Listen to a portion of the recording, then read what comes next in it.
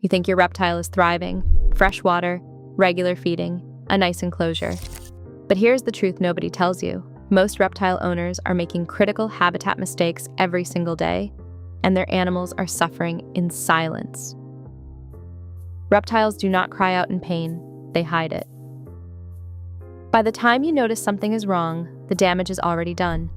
Today we are counting down the 8 most deadly habitat errors. Number 8, wrong substrate.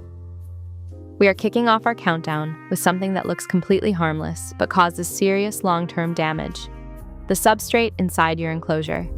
Walk into any pet store and you will find bags of cedar or pine shavings marketed right next to reptile supplies. Do not buy them. Cedar and pine release aromatic oils called phenols, and when a reptile breathes these in daily, it causes severe respiratory damage, liver toxicity, and immune system breakdown over time. Paper towels, reptile carpet, and bioactive soil mixes are safe and effective options depending on your species. A ball python does not need the same ground cover as a bearded dragon. Research your specific animal before you fill that tank. And here is something most beginners never consider. The substrate also directly affects humidity, bacterial growth, and even your animal's stress levels. A poorly chosen substrate can throw off your entire enclosure environment without you ever realizing it. The substrate is the surface your reptile lives on every single moment of its life. Getting it wrong is like making a human breathe low-quality air inside their home, every hour, every day. Number 7, inadequate enclosure size. Moving up our list to number 7, a cage that is simply too small. There's a persistent myth in the reptile hobby that smaller enclosures feel safer and more natural for reptiles. This is wrong. A cramped enclosure causes chronic stress, prevents natural movement, and leads to muscle atrophy and behavioral issues. A stressed reptile is a sick reptile. The general rule, used by experienced keepers, is that the enclosure should be at minimum as long as the animal, and ideally allow for a full temperature gradient from a warm basking end to a cool retreat area.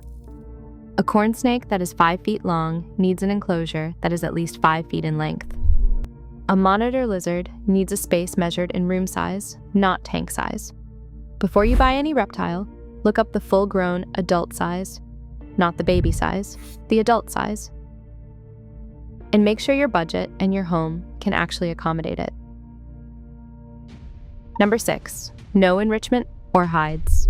At number 6 on our countdown, we have an error that is about mental health as much as physical health: the bare enclosure.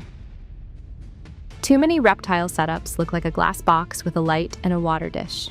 No hides, no climbing structure, no variation in terrain. For an animal whose entire survival instinct is built around finding cover, this is genuinely distressing. Reptiles without hides experience chronic elevated stress hormones, which suppress their immune systems and shortens their lifespan. They need at least 2 hides, one on the warm side and one on the cool side. They should be able to choose where to thermoregulate while still feeling secure. Add branches for arboreal species, add cork rounds, add leaf litter, and change things up occasionally. Introducing new objects or rearranging the layout gives your animal mental stimulation and prevents the kind of dull, listless behavior that owners often mistake for a calm and content reptile.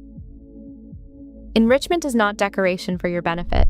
It is a biological necessity for theirs. Number 5, incorrect humidity levels.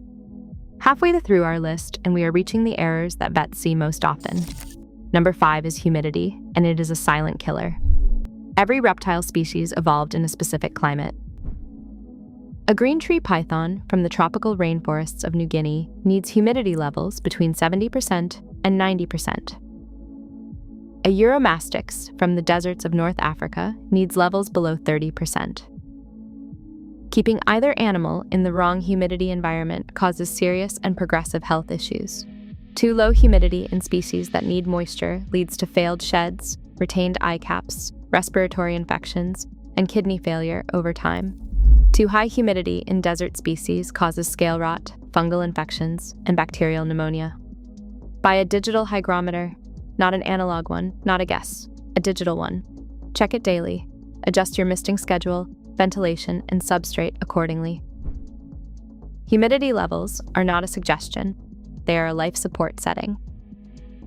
Number 4 is one of the most misunderstood topics in reptile keeping, and it sends thousands of animals to the vet every year: ultraviolet B lighting, also called UVB.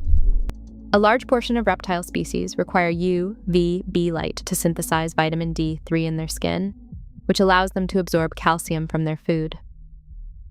Without UVB, calcium is not processed properly, and the animal develops metabolic bone disease. This is an agonizing condition where bones become soft, deformed, and brittle. It is largely irreversible once it becomes advanced. The most common mistakes are using no UVB at all, using a coil bulb instead of a tube-style bulb, placing the bulb behind glass, which blocks UV rays entirely, or using a bulb that is more than 6 months old, since bulbs lose output long before they stop glowing. Also keep in mind that UVB intensity drops significantly with distance. A bulb mounted 10 inches above your basking spot delivers a completely different exposure than one mounted 6 inches away. Always cross-reference your bulb output with the Ferguson zone recommended for your specific species. Check your species. If they need UVB, invest in a quality T5HO2 bulb from a reputable brand. Position it correctly and replace it every 6 to 12 months, even when it still appears to light up. Number 3, incorrect feeding and supplementation. We are in the top 3 now, and number 3 is feeding, which sounds simple, but is a minefield of bad advice and guesswork. Overfeeding is one of the most common issues veterinarians see in captive reptiles. Owners who feed on demand or use large prey items too frequently end up with obese animals whose organs are under constant strain. On the other hand, underfeeding or feeding nutritionally void prey leads to deficiency diseases across multiple organ systems. Supplementation is equally critical and equally misunderstood. Dubia roaches, crickets, and mealworms alone are not nutritionally complete. They need to be gut-loaded with quality vegetables and dusted with calcium and vitamin supplements before feeding. The prey is essentially a vitamin delivery vehicle. Research your specific species' feeding schedule. Prey size in relation to the animal's head width and supplementation needs. Do not copy what someone online says works for their animal. Reptile nutrition is species-specific and even age-specific. Number 2, improper temperature gradient. We are at number 2, and this one might surprise you because it involves not just having heat, but having the right range of temperatures throughout the entire enclosure. Reptiles are ectothermic. They cannot produce their own body heat. They regulate their body temperature entirely by moving between warmer and cooler zones in their environment. This is not just comfort, it is how they digest food, fight infection, manage hormones, and stay alive. An enclosure that is uniformly warm or uniformly cool removes the reptile's ability to self-regulate. A basking spot at the correct temperature means nothing if the cool side is also 85 degrees.